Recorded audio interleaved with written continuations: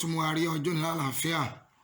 We appreciate God who gave us this privilege to see this new month in peace.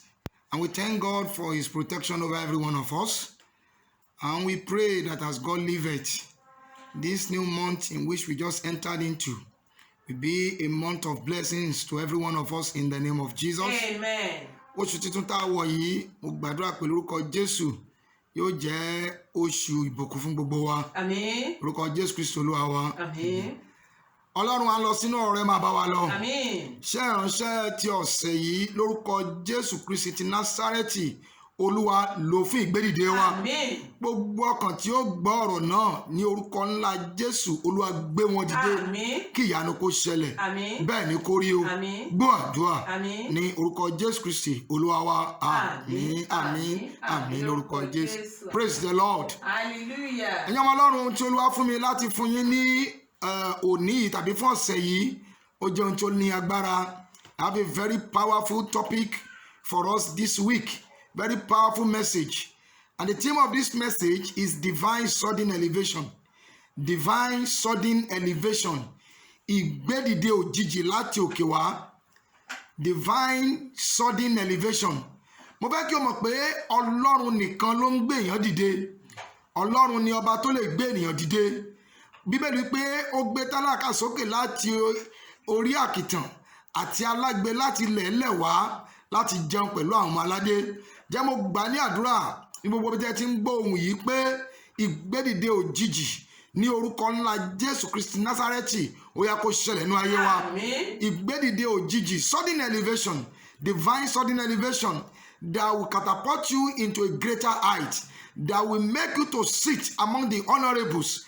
I decree that soonest it will happen in your life in the name of Jesus. Amen. Bí a bá wo ìwé Sámúẹ́lì kejì orí ìkẹfà, bí a bá kà láti ẹsẹ̀ kìíní sí ẹsẹ̀ kejìlá, a ó rí bí Ọlọ́run ti gbé ọkùnrin kan dìde ńbẹ̀.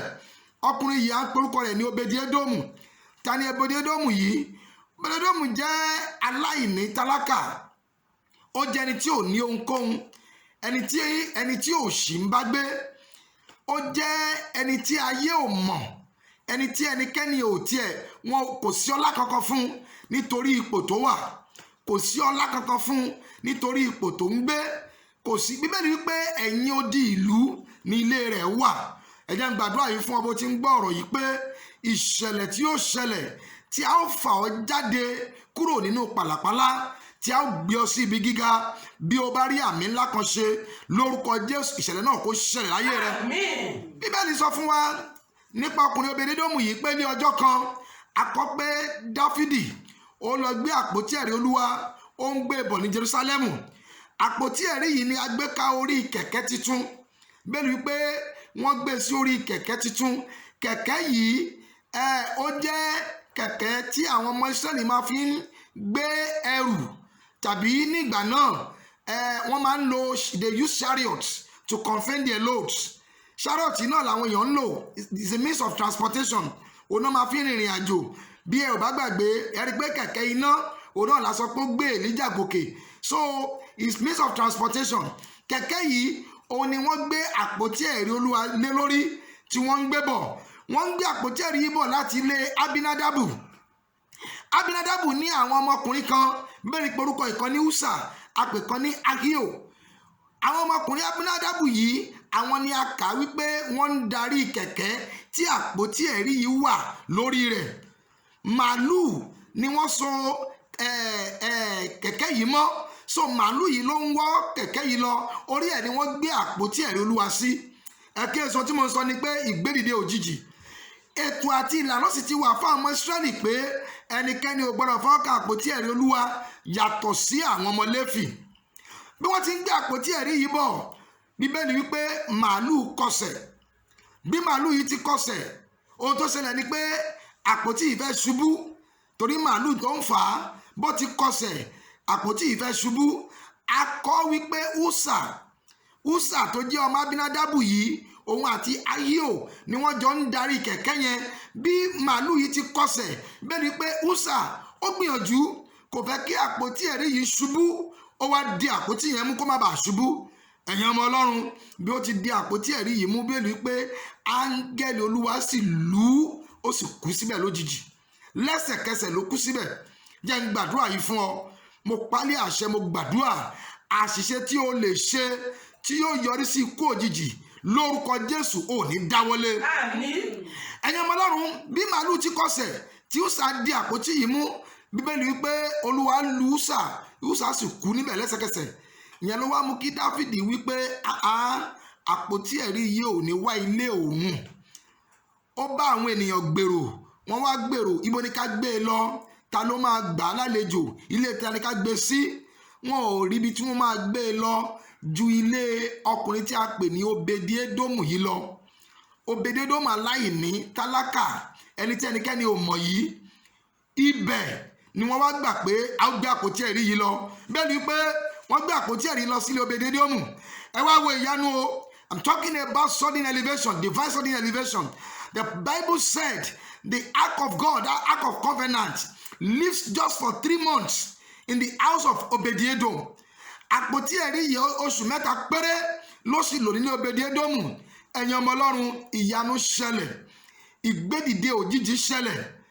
Obedi-Édómù, ẹni tí ò ní nǹkan kan, ẹni tí ó kọ́ ilé rẹ̀ sí ẹ̀yìn bodè ìlú, ẹni tó jẹ́ pé bambú ló fi kọ́ ilé tí àwọn èèyàn ò mọ̀, láàrin oṣù 3 ìyanu ṣẹlẹ̀. ọlọ́run bẹ Obedi-Édómù wò. mo gbàdúrà báyìí lolúwa wí ká tó parí ọdún tá a wà nú ẹ̀ yìí, ìgbédìde àtòkè wá tí ó gbé ayé rẹ dìde lójijì, tí ó gbé àwọn ọmọ rẹ dìde lójijì ní orúkọ Jésù láyé rẹ, ó yá kó ṣẹlẹ̀. Àmín. bí a bá wo ẹsẹ̀ 11 ìwé yẹn, tẹ́ bá kà á, ìwé Sámúẹ́lì kejì orí 9 ẹsẹ̀ 11 sọ pé láàrin oṣù 3 tí àpótí ẹ̀rí gbé lé Obedi-Édómù, ọlọ́run máa ṣèyanu. aṣọ ìyà ó ya lára rẹ̀.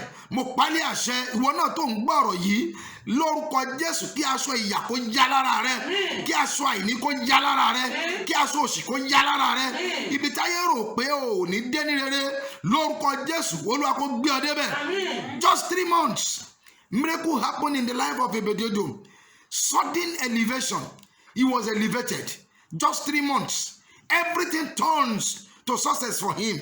Like a song we normally sing, I can see everything turning around for success, for progress, for good, for testimony, for breakthrough. Everything about the life of Obedi-Édómù turned to success for him.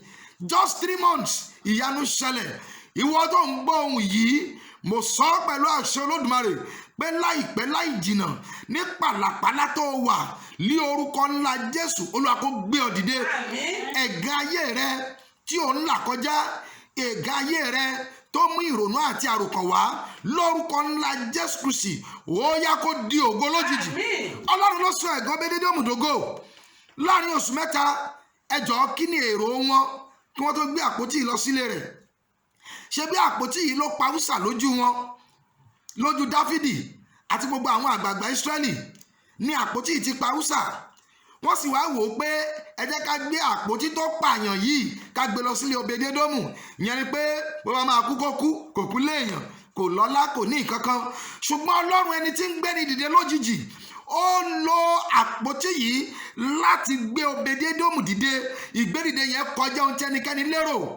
ọlọ́run lo àpótí yẹn láti sọ ẹ̀gàn rẹ̀ di ògo. ọlọ́run lo àpótí yẹn láti sọ òṣì rẹ̀ di ọlá. ọlọ́run lo àpótí yìí láti yí ìgbé ayé rẹ̀ padà. ṣẹ́gun mi dògo lójú àbínú ẹni, ṣẹ́gun mi dògo lójú àbínú ẹni, fọwọ́ agbára fà mí gòkè. ṣẹ́gun mi dògo lójú àbínú ẹni. ọlọ́run sọ ẹ̀gàn Obedi-Édómù di ògo, agbẹ́dìde lójijì. àbájọ tó ọlọ́run sọ bẹ́ẹ̀, ó ní ó gbé tálákà sókè látòrí àkìtàn àti alágbe láti lẹ̀ẹ́lẹ̀ wá láti jẹun pẹ̀lú àwọn ọmọ aládé. ìwọ tó ń gbọ́ ohùn yìí, mo lo agbára tí a fún mi, mo sọ pé ìgbédìde òjijì láti òkè wá lórúkọ Jésù kó ṣẹlẹ̀ lórí ayé rẹ. Praise the Lord. Hallelujah. ẹ wá wo àwọn ènìyàn, ẹ wo ìwà ènìyàn o, ohun tí ènìyàn jẹ́ nìyẹn o. èmi á sọ fún àwọn ènìyàn, ènìyàn ò fẹ́ ni fẹ́ ọ̀rọ̀, orí ẹni ló mú ni là. ẹnikẹ́ni ò fẹ́ kó dìde, orí rẹ ló máa jà fún ọ. tẹ́ bá ka ẹsẹ̀ 12 yẹn, bíbélì wípé àwọn wá lọ ròyìn fún Dáfídì pé Dáfídì ńgbà wo ló rí Obedi-Édómù gbẹ̀yìn? ó ló ti pẹ́ wọn ni tó o bá rí ní ìsìn Obedédómù mà ti di ọlọ́lá, ó mà ti dìde, Ọlọ́run mà ti gbé e ga, ó mà ti di ọlọ́rọ̀. Ẹ wá wo ènìyàn bẹ́ẹ̀ ni wípé Dáfídì sì pàṣẹ, wọ́n ní ó lọ gbé àpótí ẹ̀rí Olúwa kúrò nílé Obedédómù, ó lọ mú àpótí yẹn kúrò nílé Obedédómù, ó wá mú wá sí ilé Olúwa. Kí ló dé tí ò ti mú lọ síbẹ̀ tẹ́lẹ̀? Hallelujah. Yẹ́nì pé Dáfídì èèyàn ò fẹ́ kéèyàn lọ́rọ̀, Dáfídì ò fẹ́ ìgbédìde Obedédómù, ó ní kó lọ gbé àpótí yẹn kúrò ńbẹ̀. Ẹ̀yin ọmọ Ọlọ́run, wọ́n gbé àpótí kúrò, wọ́n gbé àpótí kúrò.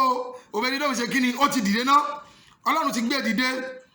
Bẹ́ẹ̀ ni ìwọ náà tó ń gbọ́ ọ̀rọ̀ yìí, mo lo agbára tí a fún mi pé bí Olúwa ti ń bẹ tí ẹ̀mí rẹ̀ wà láàyè, láìpẹ́ láì jìnnà, ìṣẹ̀lẹ̀ ìyanu tí yóò ṣẹlẹ̀ sí ayé rẹ, tí a ó gbé ọ dìde, ìṣẹ̀lẹ̀ tí yóò ṣẹlẹ̀ sí àwọn ọmọ rẹ, tí a ó fà wọ́n síbi gíga. Bí o ti ń gbọ́ ohun yìí lórúkọ ńlá Jésù, ó yá kó ṣẹlẹ̀ kíá. Àmín.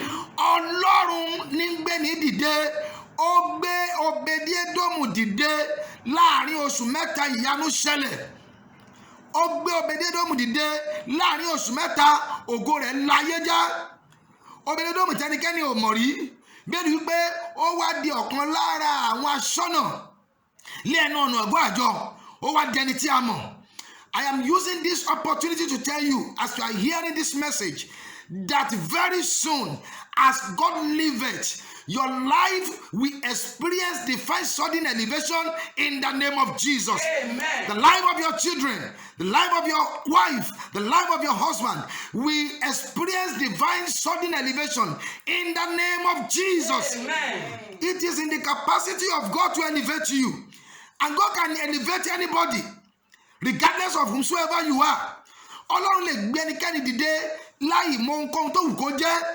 Ẹ̀gbọ́n tí bẹ́ẹ̀ ni wí ni, ó lè mi ó ṣàánú fẹ́ni tẹ́mi ó ṣàánú fún. Báyìí ni Olúwa wí, ní ipò tó wà yẹn, ọ̀rọ̀ àṣẹ jáde pé ní orúkọ Baba Ọmọ àti Ẹ̀mí Mímọ́, ó yá dìde ńlẹ̀. Àmín. Yálà wọ́n gbé àpótí kúrò ní Obedédómù o, tàbí wọn ò gbé kúrò ńbẹ̀ o. Obedédómù ṣe kí ni? Ó ti lọ, mo ti lọ, hallelujah, mo ti lọ, mo ti lọ, hallelujah, mo ti lọ. Ọ̀tá tó lọ múra ogun láti bá mi láyọ̀ jẹ́ o, hallelujah, mo ti lọ. Orin Obedédómù nìyẹn. Ẹ bá àgbà àpótí ẹ̀rí o, ẹ bá má gbé kó o, èmi ti dìde ńlẹ̀. Ọlọ́run ló gbé dìde. Báyìí ni Olúwa wí, mo sọ tẹ́lẹ̀ sí ayé tiẹ̀ náà bí o ti ń gbọ́ ohun yìí pé ìgbédìde òjijì, ìfàdìde òjijì tí yóò fa ayé rẹ dìde kúrò nínú ìrà, ìṣẹ̀lẹ̀ tí yóò ṣẹlẹ̀ tí a ó bọ́ aṣọ ìyà kúrò lára rẹ, ìṣẹ̀lẹ̀ tí yóò ṣẹlẹ̀ tí a ó bọ́ aṣọ ogun kúrò lára rẹ, ìṣẹ̀lẹ̀ tí yóò ṣẹlẹ̀ tí a ó bọ́ aṣọ òṣì kúrò lára rẹ, bí a ti bọ́ kúrò lára Obedédómù. Bí o bá rí àmì kan ṣoṣo ṣe ní orúkọ Jésù, ó yá kó ṣẹlẹ̀. Àmín. Ọlọ́run ní gbé ní dìde láti ibi gíga wá. Ó ní nígbà tí a bá gbé mi sókè, èmi ò fọ ọ̀pọ̀lọpọ̀ ní sọ́ọ̀dù ara mi, yẹ pé Ọlọ́run á fà ọ́ sí ibi gíga. Ọlọ́run á gbé ayé rẹ kúrò ní pẹ̀tẹ́lẹ̀. Ọlọ́run á gbé ayé àwọn ọmọ rẹ kúrò ní pẹ̀tẹ́lẹ̀. Agbára káká, ká máa fi agbára káká ṣe ohun rere, á di ìtọ́nú ayé rẹ, nítorí pé ayé rẹ yóò gba ìgbédìde òjijì láti òkè wá. Torí pé ayé ọmọ rẹ yóò gba ìgbédìde òjijì láti òkè wá. Torí pé ayé ọkọ rẹ yóò gba ìgbédìde òjijì láti òkè wá. Jẹ́ kí n fún ọ níròyìn ayọ̀ yìí. Mo lè sọ fún ọ pé kí a tó parí ya 2020 tá wà nú èyí, bí Olúwa ti ń bẹ tí ẹ̀mí rẹ̀ wà láàyè, lórúkọ Jésù, ayé rẹ yóò fọhùn níbi gíga. Àmín. Ẹ gbọ́, bí ayé Ẹ́sítérì bá lè fọhùn níbi gíga, ìgbédìde òjijì nìyẹn. Who knows Esther? Ta ló mọ Ẹ́sítérì? Ẹ́sítérì tí ò ní bàbá tí ò níyá. Ẹ́sítérì tó yẹ pé ọ̀nkú ẹ̀ ló tọ́ dàgbà. Ọlọ́run sì gba ọ̀nà àrà, Ọlọ́run gbé e dìde, ó gbé e sí ibi gíga. Bí a bá lè gbé Jósẹ́fù dìde, Jósẹ́fù tí ó ẹrú àti ẹlẹ́wọ̀n, bí Ọlọ́run bá lè gbé dìde tí a gbé sí ipò tó di prime minister, let me tell you, there's nothing God cannot do. The hands of God for divine sudden elevation will locate your life in the name of Jesus. Amen. As God liveth, miracle that will turn your life around. that will make you a source of testimony, that will make you a fountain of blessing to others. Even in this year 2020, it will happen in your life in the name of Jesus. Amen. It is in the capacity of God to elevate you. It is in the capacity of God to lift you up. And I'm telling you this, that as God liveth, your life will experience that. The life of your children will experience that elevation. The life of your husband, the life of your wife will experience that elevation. Amen. Even in this year 2020, the Lord will elevate you in the name of Jesus. Amen. Aṣọ ìyà, aṣọ àìní, aṣọ òṣì, aṣọ ẹ̀gàn lórúkọ Jésù yóò yà lára rẹ. Láti ìgbà tá a ti gbé Obedédómù dìde, ṣé ó tún wálẹ̀ mọ́ ni? No! Nítorí pé Ọlọ́run fúnra rẹ̀ ló gbé dìde. Ọlọ́run fúnra ẹ̀ ló gbé síbi gíga. Ọlọ́run fúnra rẹ̀ ló fa ọwọ́ ẹ̀ sókè. Ọlọ́run fúnra rẹ̀ ló fà á sí ibi gíga. Ìyẹn ni yóò ṣẹlẹ̀ láyé tiẹ̀ náà o. Ọdún yìí sì ni o. Mo fi ọwọ́ sọ̀yà fún ọ ní orúkọ Olúwa pé ọ̀tá fẹ́ ọ̀tá kọ̀ lórúkọ Jésù láti òkè wá Ọlọ́run yóò gbé ọ dìde, yóò gbé ọmọ rẹ dìde, yóò gbé ọkọ rẹ dìde. Apọn àìṣẹ́ àti ìyà lórúkọ Jésù yóò di ìtàláyé rẹ. Ayé rẹ yóò wọ ibi titun, ayé rẹ yóò wọ náà ògo titun. Ó sì yin Ọlọ́run lógo. Bí Olúwa ti ń bẹ tí ẹ̀mí rẹ̀ wà láàyè, mo tún sọ fún ọ pé láti òkè wá lójijì Ọlọ́run yóò gbé ọ dìde. Bẹ́ẹ̀ ni yóò rí lórúkọ Jésù Kristi Olúwa wa. Àmín, àmín, àmín lórúkọ Jésù. Mo fẹ́ kó o máa gbàdúrà yìí, kó o bẹ̀rẹ̀ sí gbàdúrà yìí láti sin lọ. Àdúrà mẹ́ta péré mo fẹ́ fún ọ. Wàá sọ fún Ọlọ́run, àwọn tí yóò di àkàbà ìgbédìde mú fún mi, Olúwa gbé wọn dìde fún mi. That's prayer number 1. Those who will hold the ladder of elevation, of upliftment for me, Father, raise them for me. Ladder of elevation, those that will hold it. Àwọn tí ó gbé àkàbà ìdìde dúró, tí ó gbé dìde fún mi, tí ó dì mú, tó máa ní ó yá máa gòkè lọ. Olúwa gbé wọn dìde fún mi. Àdúrà àkọ́kọ́ nìyẹn. Ìkejì, àwọn tí ó gbé èjìká wọn sílẹ̀ fún ìgbédìde mi. Those that will surrender their shoulder for my elevation. Àwọn tí ó gbé èjìká wọn sílẹ̀ fún ìgbédìde mi, Olúwa gbé wọn dìde fún mi. Olúwa yàn wọ́n tì mí. Àdúrà kejì nìyẹn. Àdúrà kẹta, Olúwa fa olóore mi lé mi lọ́wọ́. Fa olóore mi lé mi lọ́wọ́. Let my benefactor locate me. Jẹ́ kí aláàánú mi kó rí mi. Àdúrà kẹta nìyẹn. Mo fẹ́ kó bẹ̀rẹ̀ sí gbàdúrà mẹ́tẹ̀ẹ̀ta yìí láti sísìn lọ. Kó sì máa kọrin yìí. Aláàánú mi lé mi yá o. Aláàánú mi lé mi yá o. Àti kọ́ wípé ilé mi ló kàn. Aláàánú mi lé mi yá. Olóore mi lé mi yá o.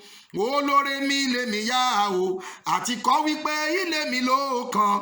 Olóore mi lé mi yá. Máa kọ orin yẹn kó máa gbàdúrà mẹ́tẹ̀ẹ̀ta yẹn bí Olúwa ti ń bẹ. Kí a tó parí oṣù kẹsàn-án yìí lórúkọ Jésù, ayé rẹ yóò fọhùn níbi gíga. Àmín. Ó ti rí bẹ́ẹ̀ ní orúkọ Jésù Kristi Olúwa wa. Àmín, àmín, àmín lórúkọ Jésù. Olúwa, mo fi àwọn ènìyàn rẹ lé ọ lọ́wọ́ nípa agbára rẹ lórúkọ Jésù. Ayé wọn kó gba ìgbédìde. Ayé àwọn ọmọ rẹ kó gba ìgbédìde. Ọwọ́ Ọlọ́run tí ń gbé ní dìde lórúkọ Jésù kó fà ọ́ sókè. I decree even before the end of this year, the Lord will elevate you in the name of Jesus. Amen. You will sing a new song. Amen. People will rejoice with you. Amen. And the name of the Almighty God will be glorified. Amen. So shall it be. Amen. Thank you, blessed Redeemer. Holy Spirit. In Jesus' mighty name we prayed. Amen. Orúkọ mi ní Evangelist Moses Ọpẹ́lúwa Lóko. O lè pè mí sórí àwọn ẹ̀rọ ìbánisọ̀rọ̀ wọ̀nyí 08023815394 08023815394 tàbí 07063638413 07063638413. Títí ìgbà tá a tún pàdé ní ọjọ́ mẹ́jọ, mo súre fún orúkọ Olúwa pé àlàáfíà fún ọ ní orúkọ Jésù. Amen.